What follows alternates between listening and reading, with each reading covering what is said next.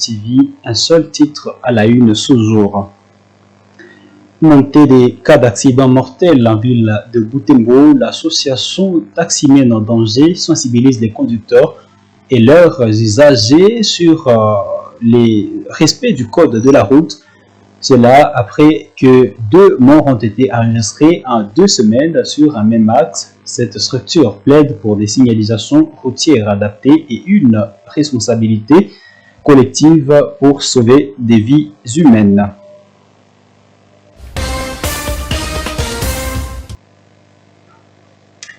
À toutes et à tous, bienvenue dans le corps de ce journal. Je viens de l'annoncer que la ville de Butembo fait face à une recrudescence de cas d'accidents mortels qui impliquent dans un roulant surtout des motos. Dans ce contexte préoccupant, la structure Taximène en danger sensibilise la population au respect du code de la route. Ce reportage de Eugénie Moussiviroa et Luciana Moussiviroa préconise un effort auprès des usagers et un appel à la responsabilité. Suivez.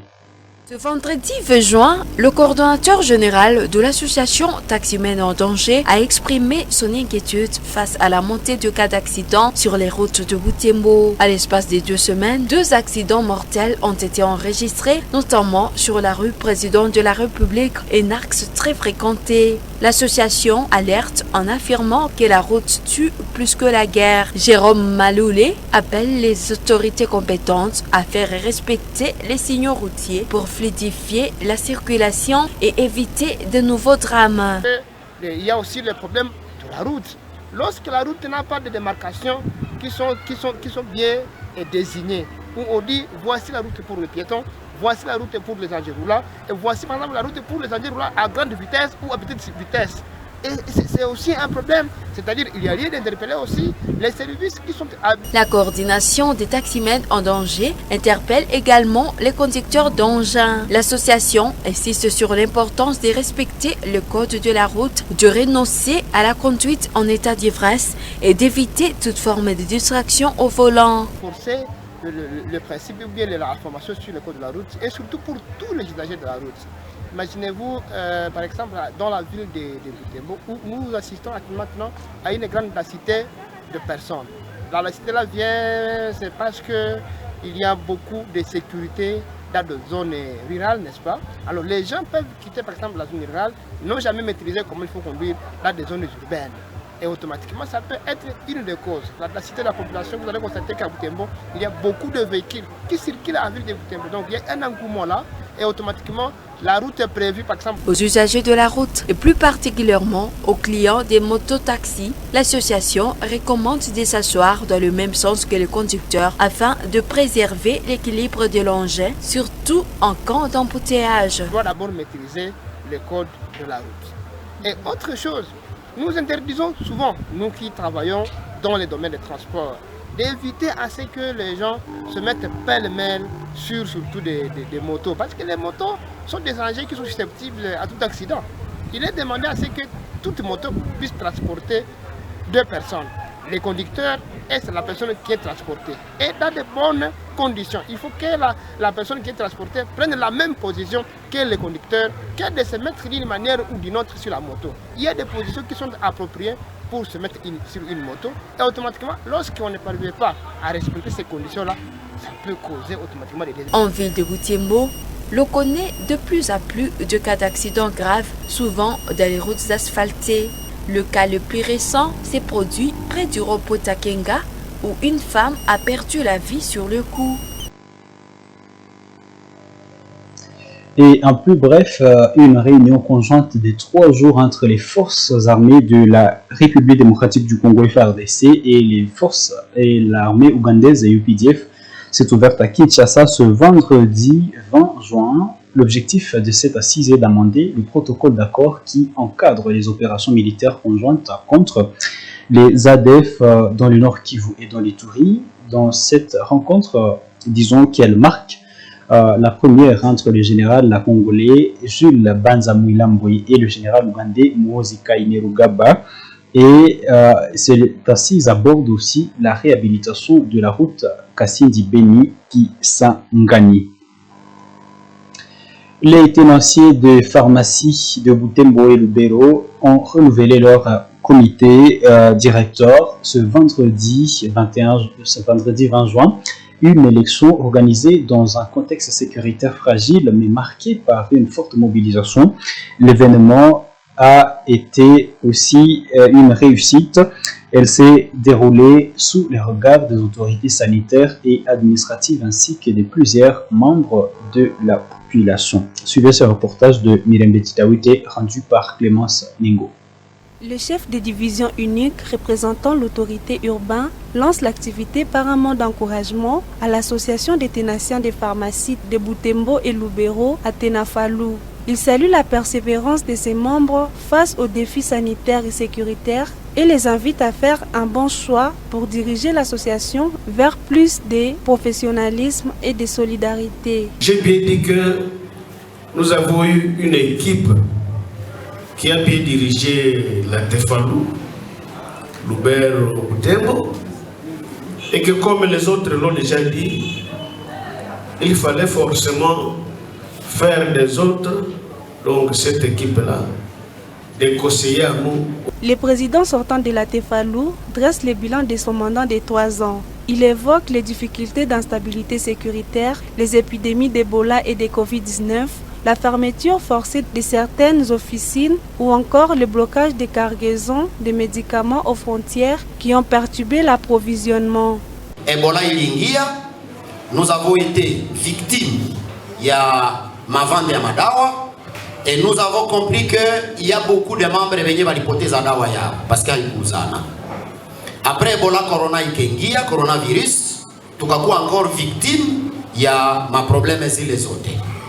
Trakaseri mu expédition ya madawa na tulipima quand même kujikaza avec la coopération na vile union yetu tuko nayo ndani association tukaweza kucontourner les difficultés bien que ingali mais ce n'est plus qu'ici ilianza. Les moments décisifs arrivent.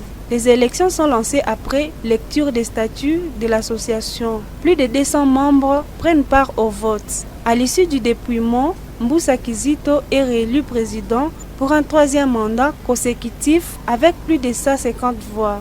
Mbusa Kizito a pris la providence. Léon le président élu.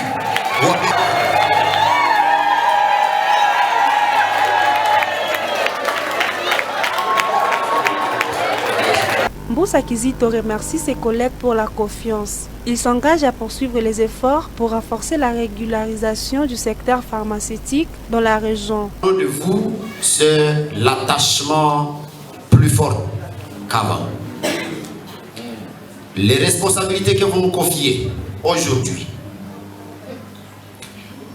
ça nous demande d'être forts. Mais nous sommes confiants qu'avec l'aide du Seigneur, nous allons nous en sortir. Les représentants de l'inspection provinciale de la santé encouragent le nouveau comité à travailler dans l'intérêt général et à collaborer avec les autorités pour améliorer les conditions de santé publique. Je vous invite, Monsieur le Président, de prendre comme priorité le projet de vulgarisation des textes légaux applicables dans le secteur pharmaceutique que l'IPES et la Tefalou, à travers le comité sortant, ont déjà planifié. Les membres espèrent que cette stabilité à la direction permettra de mieux relever les défis. La représentation des étudiants du Congo REC, section de Butembo Lubero, a tenu son assemblée générale élective ce vendredi 20 juin. Les délégués des établissements d'enseignement supérieur et universitaire ont élu leur nouveau coordonnateur. Le scrutin s'est soldé par la victoire des 7 Isingoma Bahimuka qui succède à Pascal Kakule Soupo. Raskaniki dans ce reportage de Georges Lomba et Léandrine Malouli.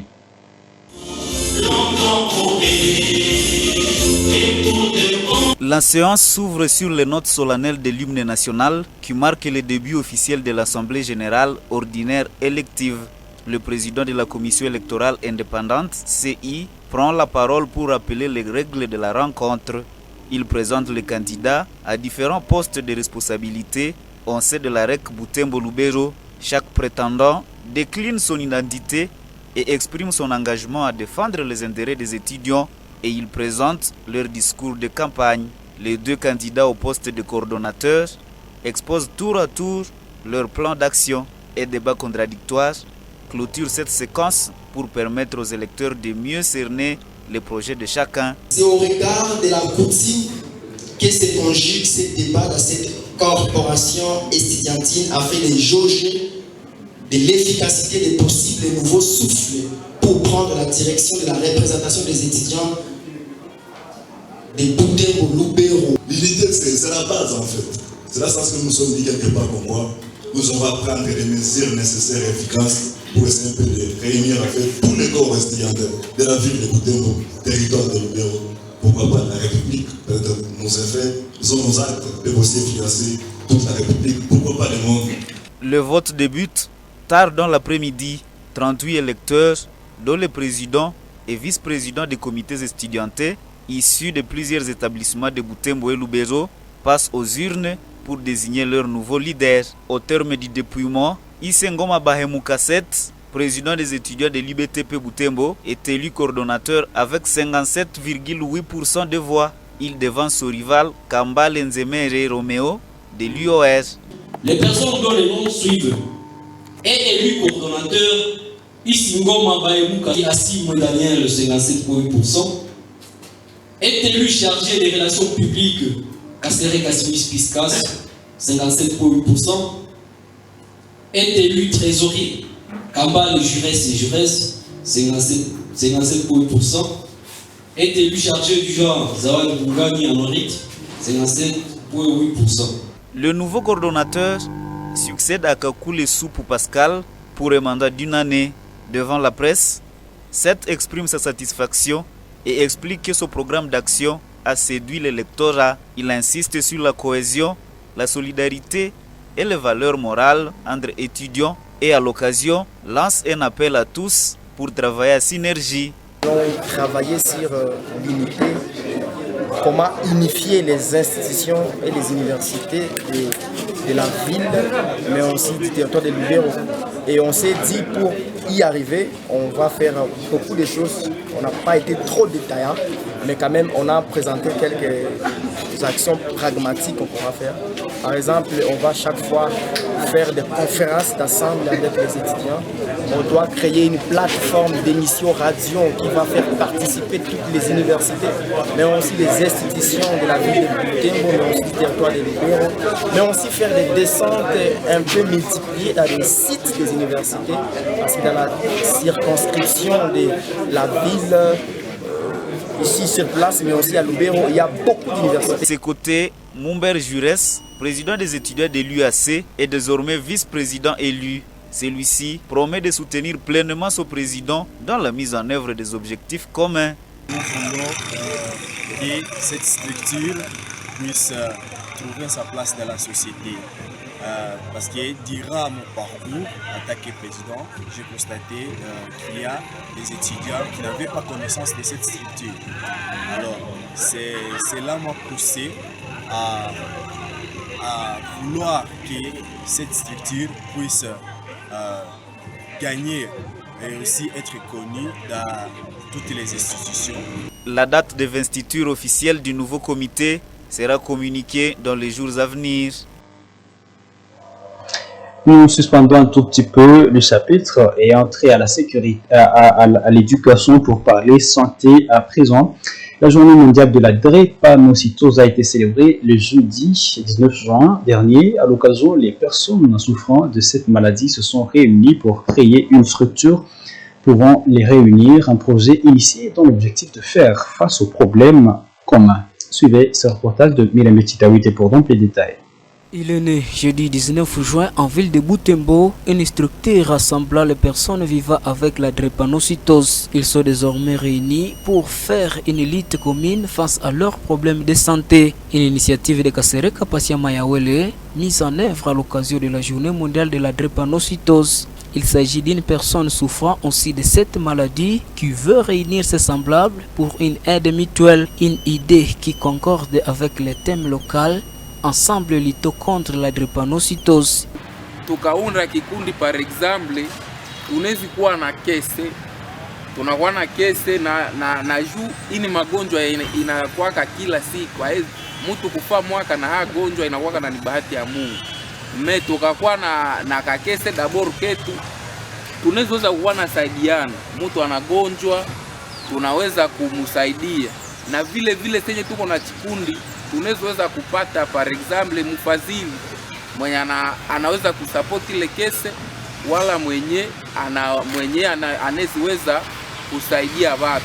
La drépanocytose est une maladie génétique héréditaire qui affecte les globules rouges. Action mondiale, impact local donne aux communautés les moyens de se défendre efficacement et le thème mondial en 2025.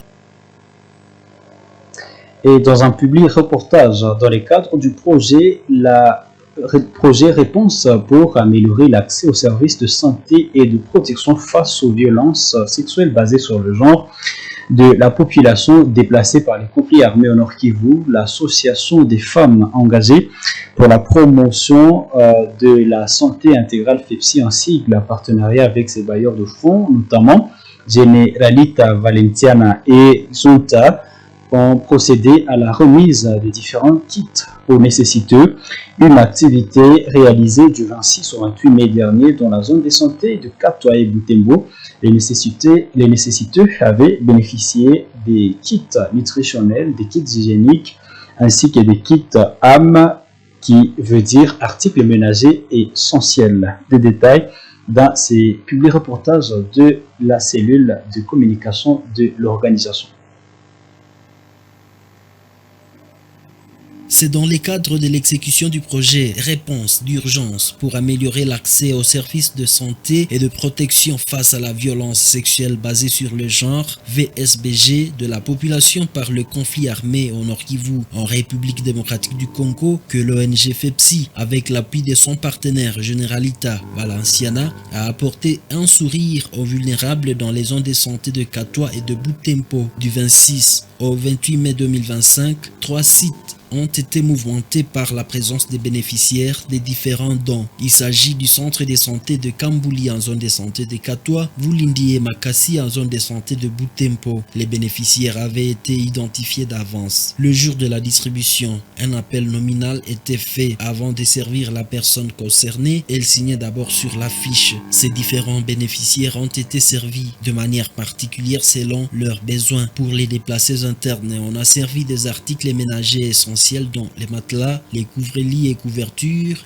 les gobelets, 3 casseroles. Aux femmes allaitantes et enfants présentant des signes de la malnutrition, il leur a été donné du lait, du sucre, de l'huile végétale, de la farine de maïs à bonne quantité et des concentrés aux jeunes filles et garçons en âge d'adolescence, un kit d'hygiène composé d'un petit seau, un pot, des sous-vêtements et même des étoffes à utiliser pendant leur cycle menstruel, du savon et de l'essuie. Objectif visé auprès de cette catégorie, c'est la prévention des infections. Les survivants des violences sexuelles n'ont pas été oubliés. Il leur a été donné le cash. L'ONG FEPSI a travaillé dans toute la transparence et en préservant la dignité des personnes bénéficiaires. Ils ont exprimé leur sentiment de satisfaction à l'égard de l'ONG FEPSI et son partenaire Generalita Valenciana. On m'a donné le matelas, les casseroles, les gobelets, la couverture. Je dis merci. On m'a servi parce que je suis déplacé de guerre. Je suis venu de Vingakudo. Que notre bienfaiteur ne se lasse pas. Grande est notre satisfaction. Soyez bénis abondamment car vous vous êtes souvenus de nous. Il a fallu que les jeunes filles et garçons soient édifiés sur l'usage de différents matériels pour lutter contre les infections. Raison pour laquelle l'ONG FEPSI a fait appel à un médecin qui est intervenu pour une séance de capacitation. L'ONG FEPSI reconnaît que le besoin dans la communauté est encore grand et plaide pour que les partenaires et autres bonnes volontés regardent ces milliers de vulnérables en ville de Butembo. Nous avons tant soit peu répondu aux besoins de nos bénéficiaires, mais ils sont nombreux. sont nombreux dans la communauté, tellement que nous ne parvenons pas à leur satisfaire tous. Au nom de Pharmamundi, Madame Pascazi Kaindo Mouissa a conseillé les bénéficiaires à bien gérer les biens à bon père de famille, ne pas vendre du lait, du sucre, de l'huile alors qu'ils en ont besoin. Avant de parler sport, nous faisons un petit pas en arrière pour parler éducation. Prenons notre dernier reportage dans la série d'exposés des étudiants de l'Université de l'Assomption Congo UAC lors de la défense des travaux de fin de cycle des étudiants en philosophie organisés le lundi 16 juin dernier. Aujourd'hui, nous avons alors le plaisir de vous présenter la recherche de l'étudiant Kambale Mubuya Walire Fabrice, un sujet d'actualité de portée sociale. Son mémoire a porté sur l'éducation aux médias à Butembo, un enjeu majeur à l'heure de l'Internet et des réseaux sociaux, selon la pensée de Lino Pongi Joseph. Un reportage que vous voici. Voilà. Dans sa présentation, l'étudiant Kambale Mubuya Walire Fabrice a souligné les dangers liés à l'usage incontrôlé des médias numériques dans un contexte local comme celui de Butembo, qui fait face à la désinformation, manipulation de l'opinion ou encore rumeurs virales. Il plaide pour une éducation aux médias adaptée au contexte de Butembo afin de permettre à la population, jeune comme adulte, de développer un esprit critique et une utilisation responsable des outils médiatiques. Informons les citoyens à l'analyse des discours médiatiques et à l'évolution éthique de l'information. Cette éducation pourrait être un instrument clé à la préservation de la démocratie et de l'espace public. S'inspirant des théories de Jürgen Habermas sur l'espace public et de Neil Postman sur la critique des médias, le mémoire défend l'idée que l'éducation aux médias ne doit pas se limiter à l'école. Elle doit mobiliser toute la société. Cette approche permettra aux citoyens de mieux comprendre, analyser et hiérarchiser l'information qui les traverse au quotidien. L'éducation aux médias ne concerne pas seulement les enfants, mais aussi les adultes. Et elle ne doit pas être réduite à un simple exercice pédagogique. Elle ne doit pas non plus être un appendice des curricula scolaires.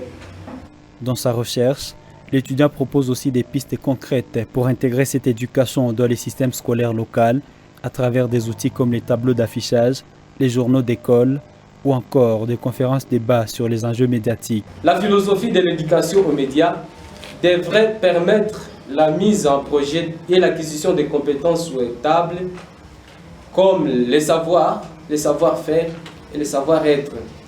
L'école intégrera quelques orientations comme les tableaux journal ou Valve, le journal d'école, les conférences débats dans les espaces publics des Abemans autour des enjeux des médias et surtout de nouveaux médias. Ce travail s'inscrit dans un contexte où les habitants de Butembo sont de plus en plus connectés sans toujours disposer des outils pour interpréter les contenus qu'ils consomment. L'éducation aux médias devient ainsi, selon Fabrice, une clé pour renforcer la démocratie, protéger l'espace public et favoriser une culture citoyenne engagée.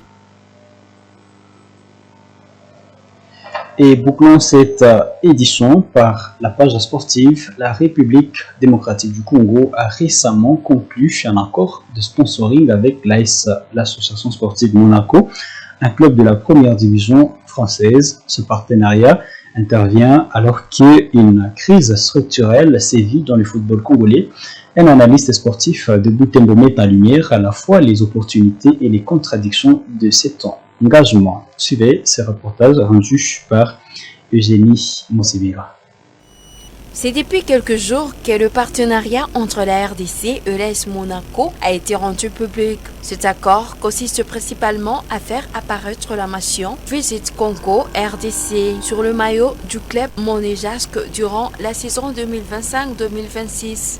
Il s'agit des contrats d'une valeur annuelle estimé à 5 millions de dollars visant à promouvoir l'image du pays sur la scène internationale. Selon Nehemi Mboussa, journaliste à Butembo et analyste de questions sportives, ce partenariat représente une opportunité stratégique pour envoyer un message aux investisseurs étrangers en présentant la RDC comme une destination sûre et ouverte. Sur le plan sportif, ce partenariat pourrait inciter l'AS Monaco à créer une académie de formation en RDC favorisant le recrutement de jeunes talents locaux.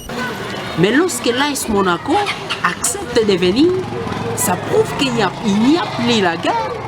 Quelles que soient les situations que la RDC peut traverser, c'est que le partenaire peut venir.